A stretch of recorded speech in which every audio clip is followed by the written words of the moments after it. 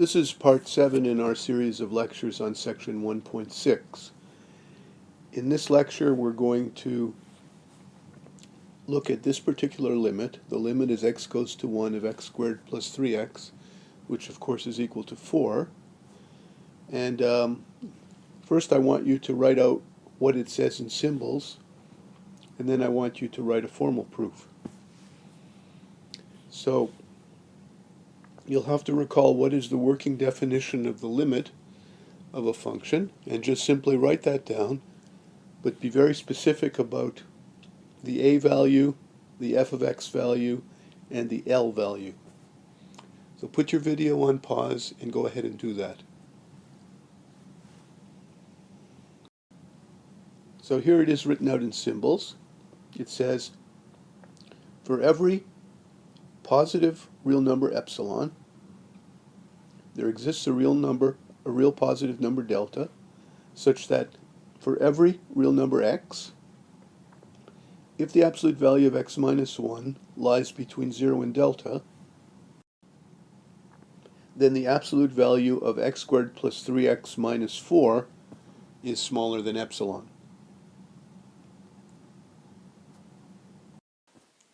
So how do we prove such a thing? Well, the beginning is easy. We begin by saying, let epsilon be a given positive real number.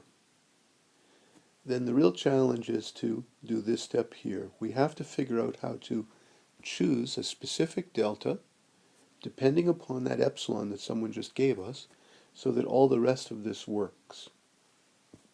So essentially what's going to happen is, after we choose that delta, someone is going to give us an x. We're going to say let x be a real number, and then we're going to suppose that the absolute value of x minus 1 lies between 0 and delta, and we're going to have to try to figure out how to prove that this happens. So the next step is to calculate this and see what condition on delta is required, so that the moment we know this, then we can deduce this inequality. Okay, so let's calculate this quantity x squared plus 3x minus 4, and we'll see what's involved. So x squared plus 3x minus 4, of course in absolute value, factors as x minus 1 times x plus 4. Now we know that we're going to be assuming that absolute x minus 1 is smaller than delta. So that's certainly going to be smaller than delta times absolute x plus 4. So the next thing we need is we need to get an upper bound on this. So let's use the technique that I showed you before. We want to get the x minus 1 in the picture, so I'm going to write it as x minus 1 plus 1 plus 4. That's equal to delta times x minus 1, I'm going to group those together, plus 5. And now I apply the triangle inequality to get that that's less than or equal to absolute x minus 1 plus 5. Now we know that the absolute value of x minus 1 is smaller than delta. So if I chose my delta to be less than or equal to 1, or any number, I can pick anything, but 1 is convenient. If I knew that that was less than or equal to 1, then I'd have a 1 here, and I'd get 6 delta. So the first condition that I want is, I want my delta to be less than or equal to 1. So that's something that I can arrange for. Now, I want this last quantity to be less than or equal to epsilon, and that then implies that delta is less than or equal to epsilon over 6. So that's another thing that I want. I want delta to be less than or equal to epsilon over 6.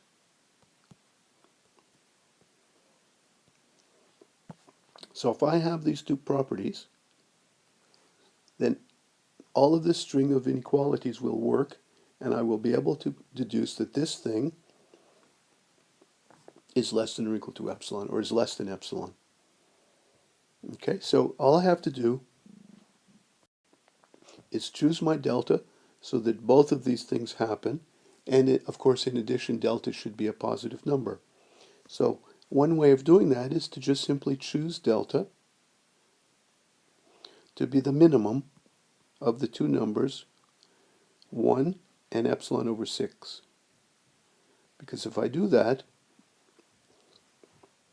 then it will simultaneously be less than or equal to 1 and less than or equal to epsilon over 6, and it will be automatically positive.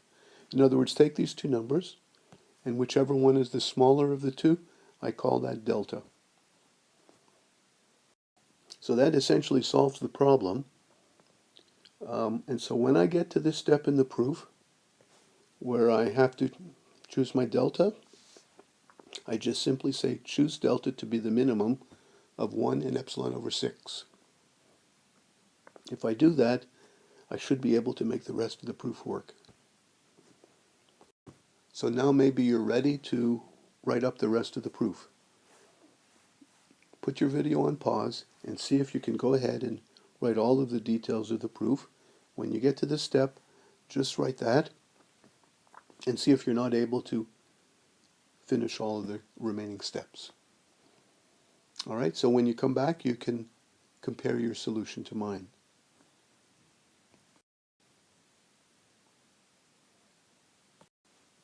Okay, here you see my proof.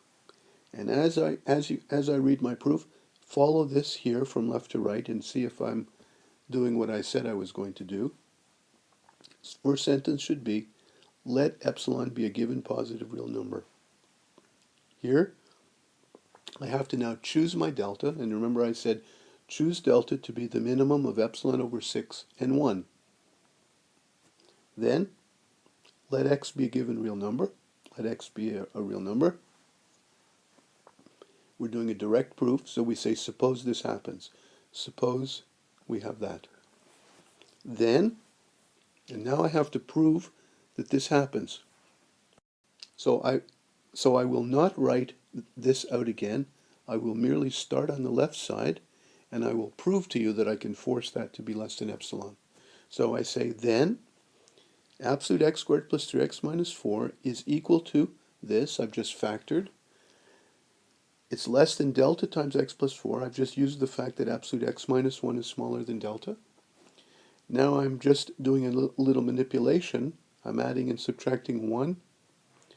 And then I'm applying triangle inequality to the resulting expression of x minus 1 plus 5. See, I've done triangle inequality here. And now I know that absolute x minus 1 is smaller than delta, which is itself less than or equal to 1. So I get to replace this by, I get to say that this is less than or equal to 1 plus 5. So I get 6 delta as an upper bound. And 6 delta is itself less than or equal to epsilon, again because of this fact that delta is less than or equal to epsilon over 6. And so I've completed the proof because I've shown you that I was able to deduce this fact, right? I've got that this is less than or equal to epsilon.